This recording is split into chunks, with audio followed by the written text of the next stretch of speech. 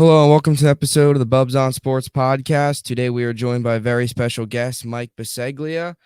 Mike, thank you so much for coming on. How's it going, man? I appreciate. Thank you for the invite. I'm loving the background you got going there. I'm digging the old school Nets shirt, although you bought it last year, so it's old school but new school. I'm doing awesome. I'm excited to talk a little bit of Nets with you and have a good time. But yeah, thanks for having me. Yeah, no problem. It's looking forward to talking Nets with you, and should be a lot of fun here. So it's been a fun season. It's been a interesting year from the start to where it was a mess with Steve Nash, and then even going back to the off season with the whole Kevin Durant trade request, wondering what's going to happen with Kyrie and all that kind of stuff. So I guess our first question here is, what are your thoughts on the season so far? Steve Nash going over to Jacques Vaughn. Your thoughts on Vaughn as well, and where this team currently stands at 27-13. Yeah, it's really been a roller coaster, right? I mean, the way the offseason ended last year, I couldn't have asked for anything worse. I was at work at a coffee shop, and my phone starts blowing up because KD wants to trade.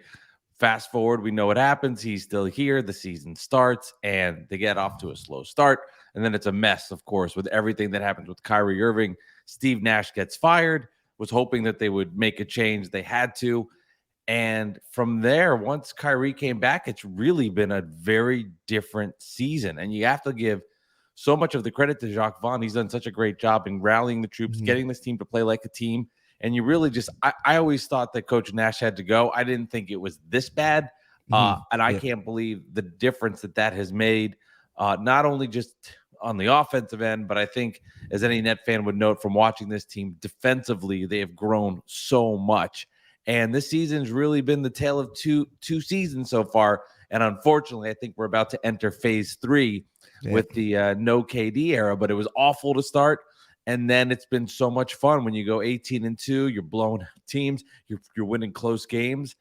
It's been exciting. And as a Nets fan, now you at least have some hope that, okay, because it looked like at one point this was not going to happen.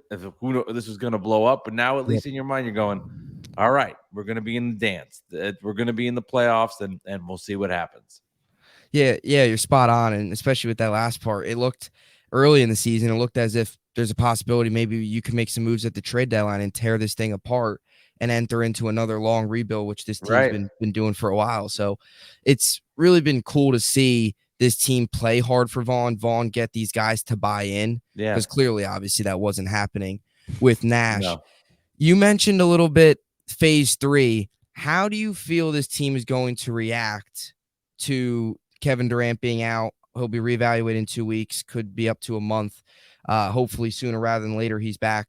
How do you feel this team's going to react to him being out? Is it going to be similar to last year where they kind of collapsed a little bit, or is it going to be a little bit more depth, better roster, better coaching?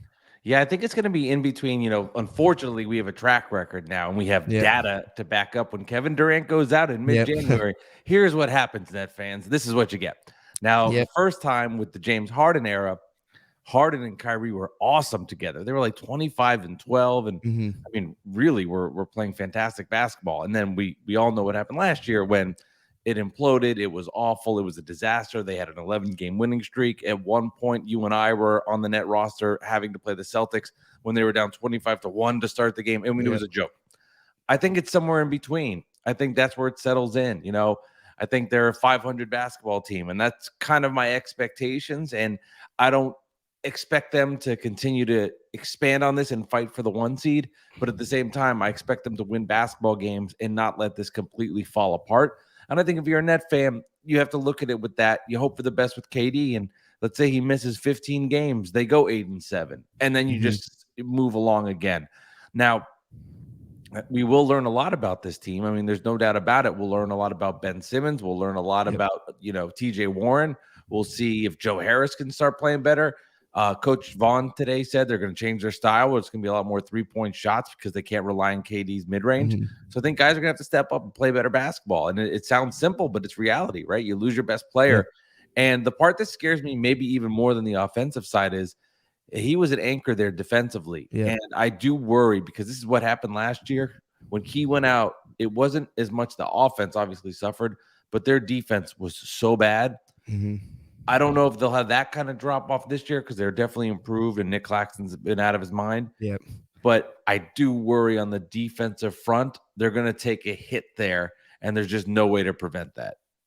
Yeah, I totally agree. I mean, this net team is ranked, sixth in defense in the NBA. So they've been phenomenal this year. And as you mentioned, KD's definitely not only with the scoring, and he's passing a bunch of all-time greats as he continues to climb up the ladder. Mm-hmm. He's been excellent, as you mentioned, as well on the defensive end. You mentioned a little bit about Claxton. I mean, he's having a career year. He's tied for first in the NBA in blocks, leads the team in rebounds. I think he's leading the NBA in field goal percentage. He's just fourth year in the league, really coming into his own. Your thoughts on him? And do you feel, I guess, these, as you kind of mentioned with him, what would you like to see him do while KD's out, in terms of specifically on the offensive end with the scoring? Yeah, Nick's been awesome. I mean, he really has. You've really seen the development of him from last year to this year, and he's under contract for 2 years, $20 million, which at this point in NBA standards obviously seems like an incredible bargain. But he has been so good on the defensive side. He's an anchor in the back that can block shots, put him in the pick and roll. He can go out and guard guards. He's then able to get back and get rebounds. He's just been so good and so versatile for this team.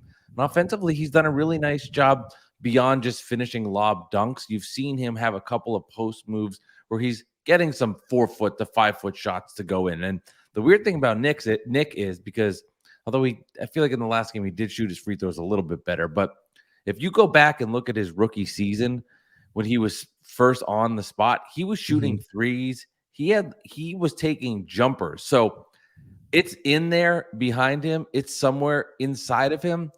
I'd love to see, and I don't think you can say, hey, I want you to score this many points, but there will have to be more of an aggressiveness for him. I don't think he'll have to look for his shot per se, and I think that will come from more of the guards. But you just want to see him, at least offensively, continue to be aggressive and continue to be strong. The shots go in or not, take those good shots and see where they fall. Yeah, definitely. I think I totally agree with you. Definitely, especially with the guard playing, Kyrie going to have to play even a bigger role. You'd hope that those other shots, especially beyond the arc, would come from the guards there. Do you feel Clax is going to be here long term? Do you see them possibly signing him long term this offseason if he continues to play the way he's playing? Yeah, I hope so. I would hope they give him an extension. If he continues on this trajectory, I think he'd have to. He's so young, too. Was it 22, 23 years old? He's just getting into it, right? He still has a long way to go in his career. I don't know, and I'd be lying if I could tell you all the specifics of how the Nets salary cap works when we get into the offseason and what they can do, what they can't do. But I would really hope, and I think he's, this is the problem you want to have, that he's playing so well that his 2-year, $20 million contract, he's going to want more money when the time comes, and he's proven that he deserves it. And if he continues up on this pace, I think there's no doubt about it that the Nets will have to give him money. And at that point, the way things change, who knows what this roster would look like, especially with how things are volatile with Kevin Durant, Kyrie Irving. But a guy like Joe Harris is off the books at the top of my head. So things do change a little with the cap construction. But if Nick Claxton's playing like this and he's only 23 years old, I mean, he's going to play himself into a big deal if he continues to, show signs on offense and then just how great he has been on the defensive side of the ball. Yeah, I totally agree. You're spot on. And he, he's one of the younger pieces, as you mentioned, on this team where you don't really know, the future of Kevin Durant, Kyrie Irving, you just don't know. If we go on and get knocked down in the first round this year, who knows what happens this offseason. Yeah. So that's kind of what it feels like with, trying to build a super team. You just have to, every year means so much, because you just got to hope that they, find a way to win, because sometimes these super teams last a year or two and that's it. So you never really know. And it's funny, right? If somebody said to me maybe last year, hey, would you trade Nick Claxton for John Collins? You'd be like, of course I would. You got to make that deal. You got to do that. You got to bring in the stretch forward. Now you're like, I'm not doing that. I'm not giving up this guy for, I'm not doing that. And kudos to the Nets for developing Nick Claxton. Because I know Sean Marks gets a lot of heat, but he drafted Nick Claxton in the second round and they've developed him. They've done a great job with that. And that's the specialty of the Nets. And that's where Sean Marks really thrived before all the big free agent acquisitions. It was the Karis LeVerts, the Dinwiddies, the Jared Allens of the world. And it looks like they hit upon another one with Nick Claxton. So kudos to the Nets on that. Because without Nick Claxton, I would say right now, you would feel a lot worse about this team's chances. Yeah, yeah, definitely, and that last part, especially what you said, with without him, you really don't know where your big's gonna come from. Right. Do you feel the Nets? We've heard some, reports over the past couple weeks, really all year long, I guess you could kind of put it, that they look in, trade deadline to look to add to the big men. Do front court? Do you believe that they will add somebody, and if so, do you kind of have anybody in mind to be behind, Claxton? Yeah, the funny part about it is, and I like, for example, let's fast forward, knock on wood, the Nets are in the playoffs and they're in a big Yep. spot. It's a big playoff game. Mhm. How many minutes is a backup center that's 37 years old, that's been through a million miles, that was good, a long time ago? Like, how much run is that guy really getting? I have no idea. I don't know. In a Mhm. big playoff spot, probably not that much. I think they need a guy that can just they need somebody because of minutes and because of Nick Claxton gets in foul trouble, and that they Mhm. have to just foul Embiid, foul Yeah. Antetokounmpo. But I wouldn't make it a priority to get a backup big that you think is going to play big minutes. I would more lean on the side of the rumors of like a Kyle Kuzma, Mhm. um, a Jeremy Grant, somebody that can play defense, can shoot the three, and is athletic and can just add to their versatility. To me, that's the direction they go. And then on the bargain bid, they just get somebody that can give some minutes and can foul, because realistically, there's just nobody that's great available. And I Yeah. wouldn't just lean on trying to get somebody to get somebody. I would be more on the side of, let's get a forward, let's get that kind of guy, move from there, and then I'm sure there'll be somebody that's picked up that can just give them some minutes if they have to on at the end of when those guys are cut and people are available. Yeah, I would definitely be okay with the idea of bringing, as you mentioned, like a 3 and D guy, Mm-hmm. whether it's a Jeremy Grant, Kuzma, would definitely be Right. possible options. I mean, I guess I remember Drummond last year, when we picked him up, brought him over in the Harden deal. I don't recall really him playing many minutes in the That's playoffs much, That's a and that's a perfect example, yep, because you look back at that series versus the Celtics, and Nick got all the minutes, yep, especially after like game 2 or 3. He never even saw the floor mhm, again. And then finally in game 4, Coach Nash was like, maybe I should play Blake Griffin, who tries. But you saw like pick and roll defense. Andre Drummond offensively is limited, couldn't yep, really do much. And I look back at that as a case study and say, don't just think you need to have somebody to have somebody. Get the best players available, build around in that direction, because there's not a true center that's going to just fall in your lap. It's going to be more of that forward type, and see what's available for a couple of minutes here and there. But big playoff minutes, I guarantee you that center is not playing unless it's to give some fouls in the third quarter versus an Embiid or a Giannis type. yeah. I totally agree. You're definitely spot on there. So now, kind of, I guess, shifting away from Claxton and the big men, uh, go to the guards a little bit here. Your thoughts on Seth Curry so far? Has missed a handful of games this season, but when he's out there, he's been, still is one of the better shooters in the league. Your thoughts on him? Currently, I think he's top 10 in shooting 3-point percentage, which is definitely something that's definitely a solid. Your thoughts on him and then the role he could play moving forward? Seth's so streaky, man. But when he gets Yep. going, I mean, he's a scoring option for the Nets. And without Kevin Durant, I know he's not a forward or anything, so he's not going to, take his literal minutes. But the Yeah. way it'll be dispersed, Curry's going to get more run. He's a guy that's big for them because he can score the basketball. He does have a couple of moves where he can get to the basket beyond just being a shooter. And when he gets hot, man, he's one of the best shooters in the league, as we've seen. He can really get going. And I like Seth Curry. I know there's a lot of Net fans that are out there saying, well, on the defensive side, he's a vulnerability and he Yep. gets picked apart. I get it. I totally get it, and I totally understand that. But I think for the Nets, you need just versatility. You need different guys, and I like him as an option for when you need a scoring punch, when you need an outside shot. Because Joe Harris has been awful. He's been Mhm. so Yeah. inconsistent. He's had a couple good games here or there, but he's not the same player that we've seen for the Nets in the past couple of seasons. Outside of him, Patty Mills has been extremely inconsistent and is not on the court right now. So you need that guy that gives you that 3-point option. And I've been happy with Seth. Yeah, I'd be curious Yep. if the Nets need to make a deal and they want to get a bigger forward here. Is Seth part of a trade? It would Yeah. be interesting to see because you have to give up something to get. But overall, I like Seth. He's done a nice job for them. He's given them an outside punch. He can score. And I always feel like with Seth Curry, when the Nets are down like 6-10, I always feel like whenever the Nets make a run, Seth Curry is somehow involved in it. I don't have stats for this, but just from my instincts of watching too many of these stupid things, I always feel at some point Seth Curry's involved when the Nets have a big run in them. Yeah, it's funny you say that because I was just thinking the same thing. He's, I guess, under the radar type player, but he's hit a lot of big shots for us. And some of those shots, as you've kind of mentioned, feels like sometimes propels this team, gives this team a lot of energy. Sure.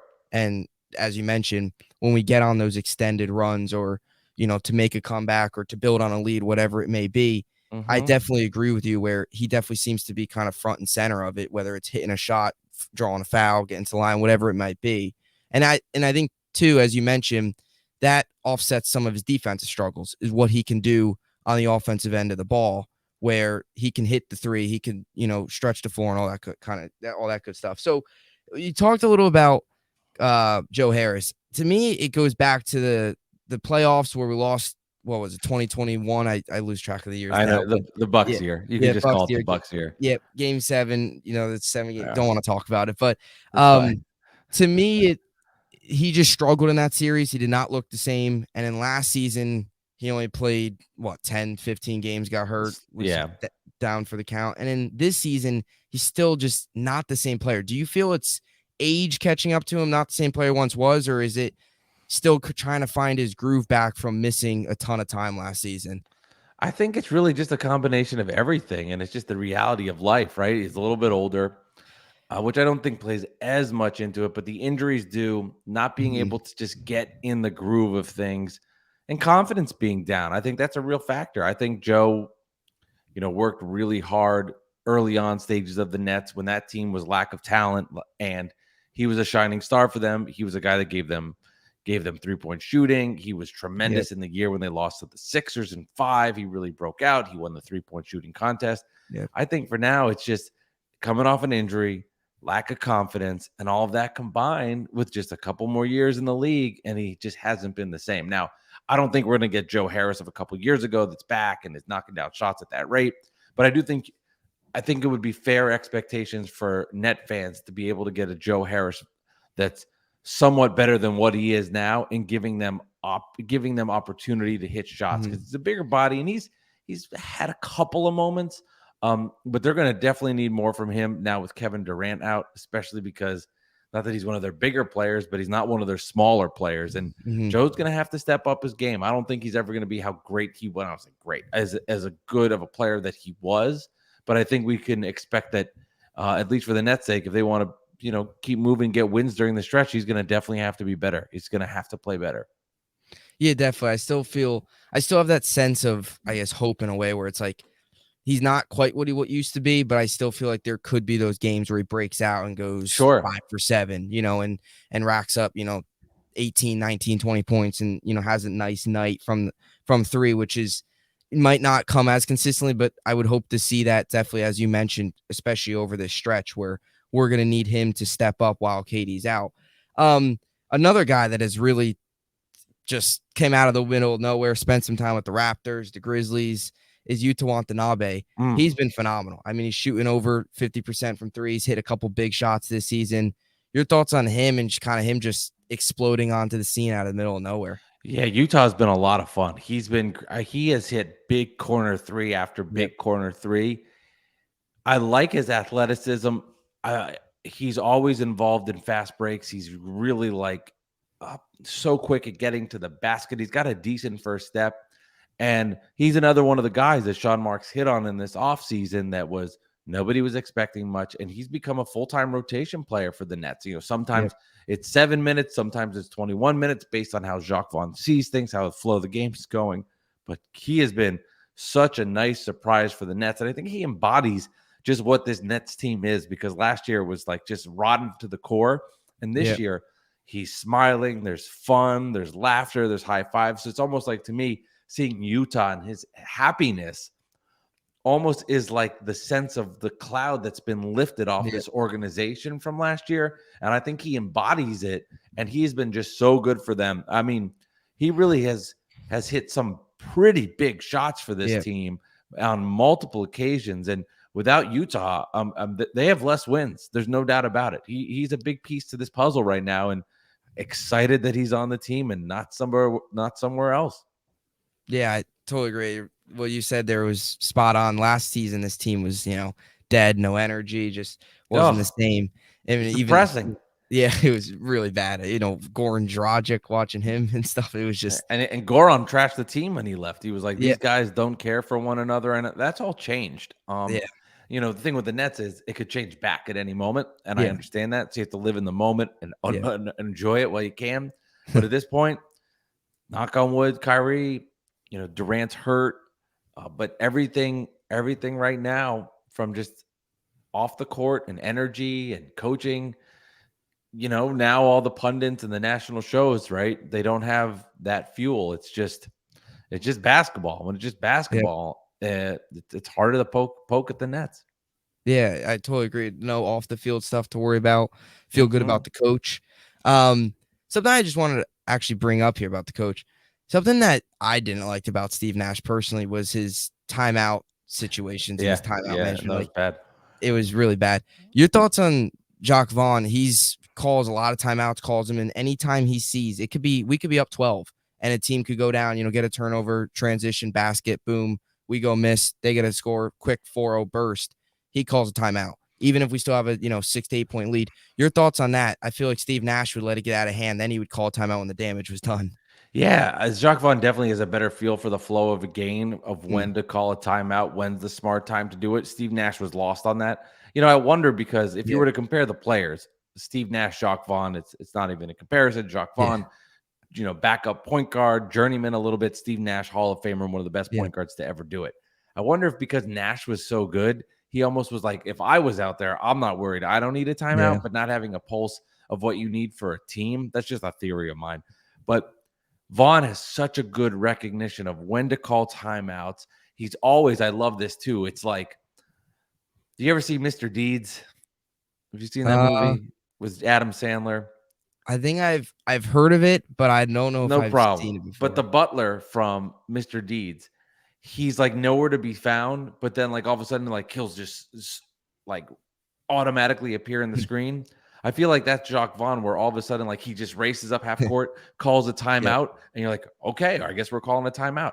And he has a perfect sense for when to do it. And I also loved, that wasn't the best shot selection, but I loved how at the end of this recent game versus Miami, he did not call a timeout. He let the guys go up the court in the flow, not allowing the Miami Heat defense to set up. And it worked out because, Kyrie's shot wasn't great, but the Miami wasn't set up for a defensive rebound. They were all back from behind, and the Nets got the putback from Royce O'Neal. So I like that recognition of a not timeout. But overall, Jacques Vaughn has done such a good job of knowing when to call timeouts, when to make little substitutions, and he's in the conversation for Coach of the Year. He's been that great. I totally agree. Do you have? I mean, definitely in the conversation. Do you believe he will win it, or do you? If they keep this up, do you think he will, or do you think it's? I think it's definitely an option. My gut is he'll come short and somebody else will get it. Yeah.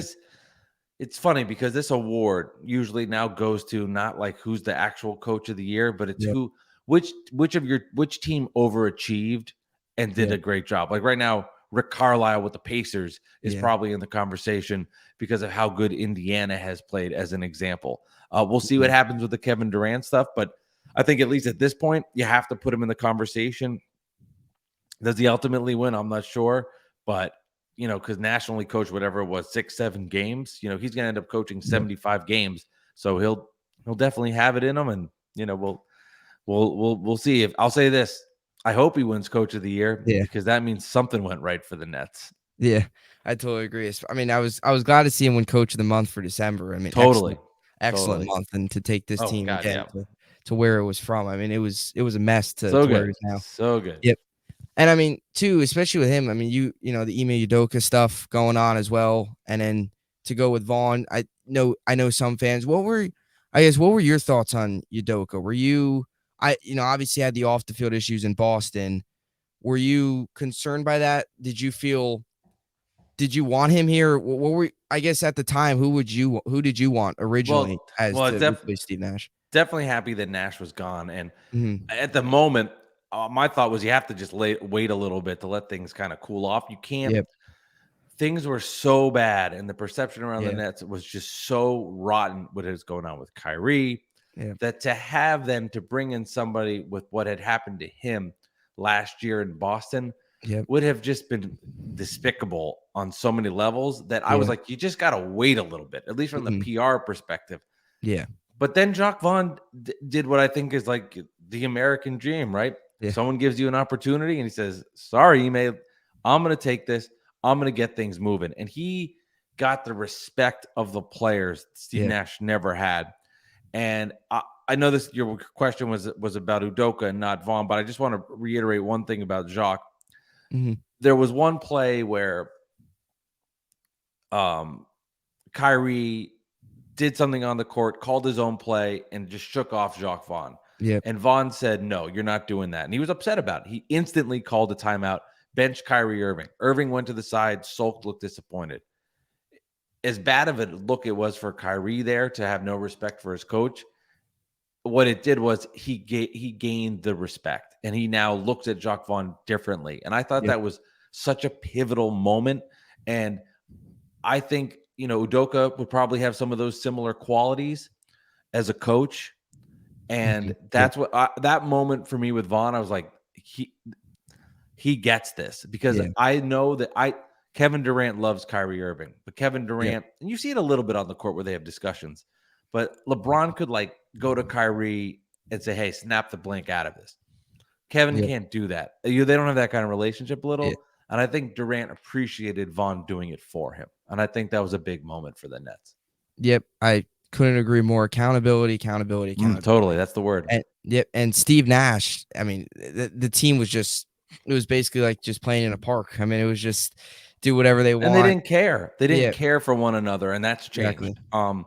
At the end of the day, adults, teenagers, it doesn't matter what level you are. If you're not playing for each other and not holding each other accountable, it's not going to work. And I am one that was like, hey, it doesn't really matter as much with the coaches until they get the playoffs. The regular season, whatever. I admit my mistake, completely wrong. They have to take the season seriously. They need a coach that can hold these guys accountable, or they don't have a chance in the playoffs. They need to do those things. And so far, knock on wood, minus the KD injury, pretty good. Yep. Yeah, definitely. So kind of back to the roster here. What are your thoughts on, mentioned a little bit just a couple minutes ago about the Miami game and the great win there. What are your thoughts, Royce O'Neal with the game when he put back? Your thoughts on Royce O'Neal so far? He had the really bad game against Chicago a couple nights ago, and then was able to, bounce back, had the good win against Miami. Your thoughts on, his season so far with a nice pickup in the offseason? Yeah, I like Royce O'Neal. Yeah, he's not the greatest player in the world, but he's something the Nets have lacked. They definitely lacked last year, where just a veteran player that can knock down shots, is a good locker room guy, can play defense, and you want to get into the analytics of he's really not that great or it's this good or that. Yeah.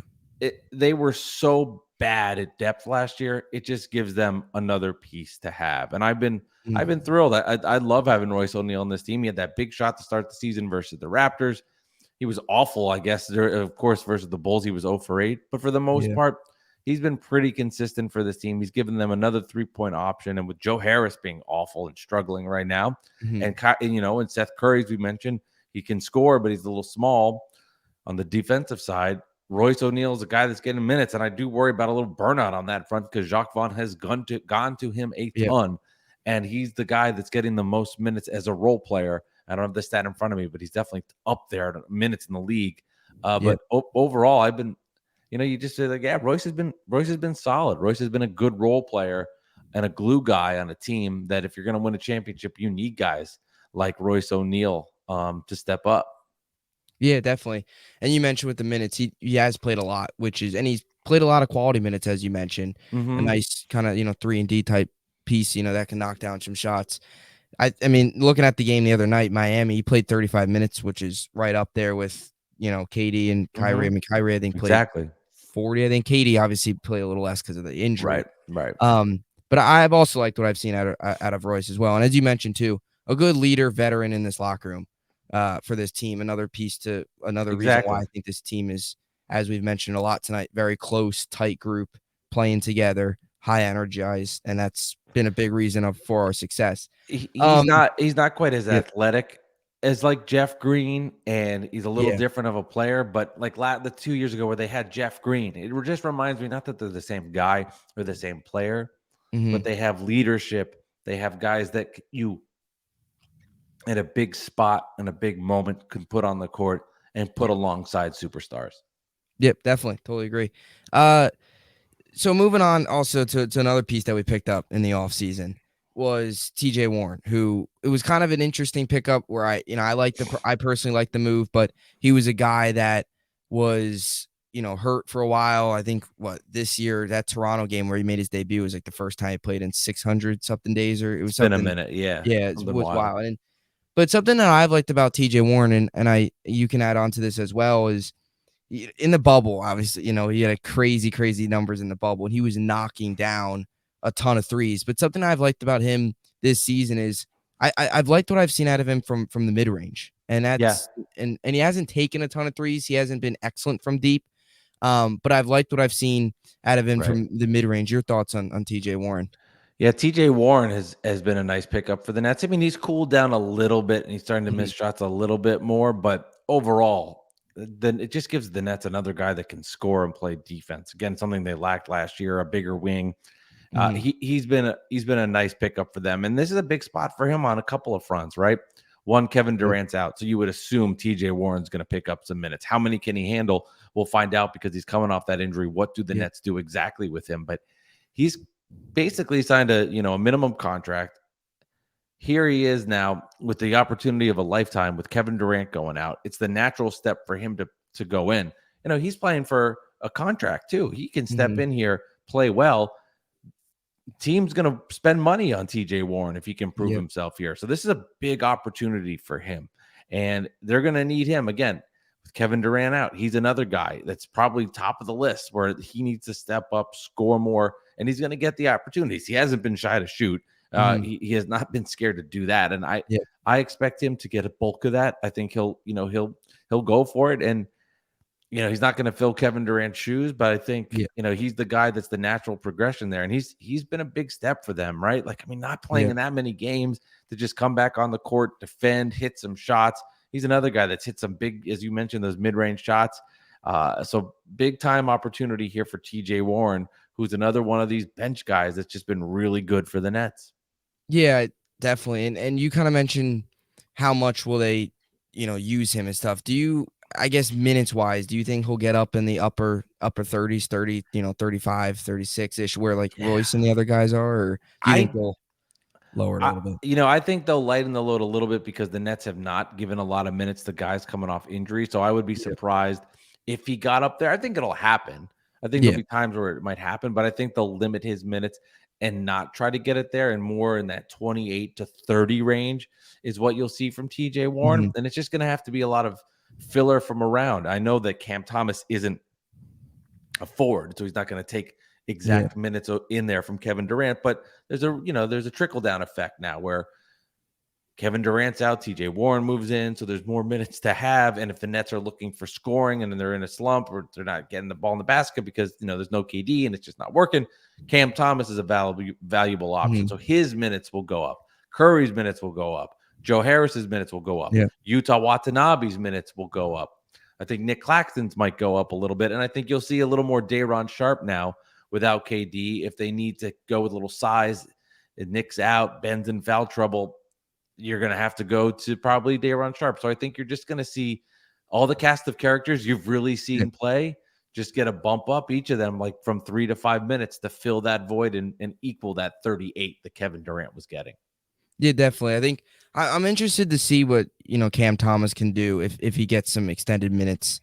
Oh, because he hasn't as you mentioned, he hasn't It's gone a crazy. big role this It's season. crazy. Yeah. I mean, the last time he really played, he beat the Pacers on his own, and then he Yep. sits. It's Yeah. wild.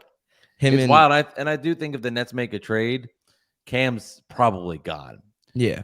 It just the logical, he's under contract for a few more years. He doesn't make much money, and he has showcased enough that when given playing time, he can score the basket. Yeah. So I think a team would be intrigued by that. Yeah, it'd be fun to see Cam play because it's crazy, right? Like Kyrie goes out because of the suspension. Cam steps in. He was hitting big shots versus Washington, versus Dallas, and he was an integral part of that version of the Nets, and he was really rolling. And now here, there hasn't really been a spot because he doesn't play defense as much. Yep. He's just kind of a pure scorer, and I think he's the sleeper pick with KD out that's going to get some sneaky minutes thrown in there. Yeah, I think I'm definitely right on with you, but I think it would almost be a win-win for both sides if they do decide to possibly move on from it. Sure. I mean, not so much, but I guess if you want to use win-win as the word there. I know what you mean. Yeah, because he would get extended minutes on another team and really be able to showcase himself. He's still super young, a guy that's got a ton of talent, just not getting a ton of minutes here. So to kind of wrap things up here, what is your biggest threat? Do you feel, who's the biggest threat do you feel to this net team in the Eastern Conference? Celtics. I think it's definitely the Celtics. I think it's the Celtics, and I'm scared of the Sixers. Scared strong. In a basketball sense, strong, because I have a weird feeling that the Nets and Sixers are on a collision course for a Ben Simmons, James Harden, Embiid, Durant first round matchup. Mm-hmm. I think the Celtics are clearly the best team in the Eastern Conference and in the NBA. They went to the finals last year. They gained experience. They're just a really cohesive team. They had a couple of bad losses recently. Orlando's playing better basketball, so I know they had those 2 losses. They got blown out by somebody else recently that's not very good. It's escaping me at the top of my head, but that's the league. It's going to happen. Yeah. The Celtics now, because the thing about the Celtics they are physical with Durant, and it's been proven to beat him, you have to beat him up. You have to be physical with him. You can't just let him get it in his spots. You got to push him around. If you want to beat the Nets and Durant, that's what you do. And I think the Celtics pose the greatest threat of that. Clearly, I mean, they killed the Nets last year. So, right now I would say they're definitely the favorites to come out of the East. Yeah, definitely. You nailed it right on the head with last season. I mean, they were all over Kevin Durant last year, and that's a big reason why we got swept. Yes. You mentioned a little about Philadelphia. How do you think Ben Simmons specifically would respond to a matchup against Philly, former team? Do you think he'll play well? Would it get too big for him on the road? How do you think he would respond to that? It's funny because Ben has had a weird season. Yeah, very weird. I would say it's like a C- or something, or a C. Like there's been good spots, there's been bad spots, and now it's kind of settled in. And he's another guy in particular without Kevin Durant who's really going to have to step up and push the tempo and be aggressive. He was really good in Philly and had one of his better games the net. I do think he was at that time was being aggressive. I think Embiid, Harden, Maxey not being there helped him relax. At this point right now, if you were to you're asking me that question, I'd be pretty nervous about what Ben Simmons gives you in a big spot. The Nets have been 18-2 over the last 20. He's had moments where he's been pretty good. He's had moments where he's disappeared. Kyrie Irving and Kevin Durant have been so good, and they've won so many games that we've kind of Ben's gotten a little bit of a pass going for 7, 6, and 6. And it's not so much the lack of scoring, it's the lack of drives to the basket. When he's aggressive, outside of Giannis and LeBron, like this guy is unstoppable to the hoop. He's a force. He's 6'9", he's 200 something pounds. You can't really stop him. He's scared to go to the free throw line. Yeah. And at this current moment, if they were in Philly in a big spot, I'd be nervous of him. The Nets have Durant and Irving, so they can hide it a little bit. Yeah. But I would definitely be nervous as hell. I would be. Do you think he'll, you mentioned the free throw shooting a little bit. Do you think teams would go after him in the postseason to get him to the line? And that's going to be a big, not just him, but that's a big problem for the Nets when they get to the postseason. If Nick and Ben aren't shooting free throws or can't make free throws, that's a big liability. Yeah. That's a big problem because you need Nick out there because of how good he is defensively. If they're going to hack a Nick, and he's shooting 37, 42% from the free throw line, I mean, that's a real problem. I want to say he's made a couple lately. He looks a little bit better, but that's definitely something the next step of his game. He's going to have to make free throws just to keep that defense honest, because first quarter, second, third quarter, they're piling up fouls. You miss your free throws, but you get to the fourth quarter, it's 107-104. You're up 3 with 4:02 to go, and they start hacking clacks. They start missing, and you're gonna have to take them out of the game, and you don't want to do that. So that definitely scares me in a big spot. Clacks and Simmons. Yeah, definitely. Simmons, I totally agree with you. He's just a little unpredictable.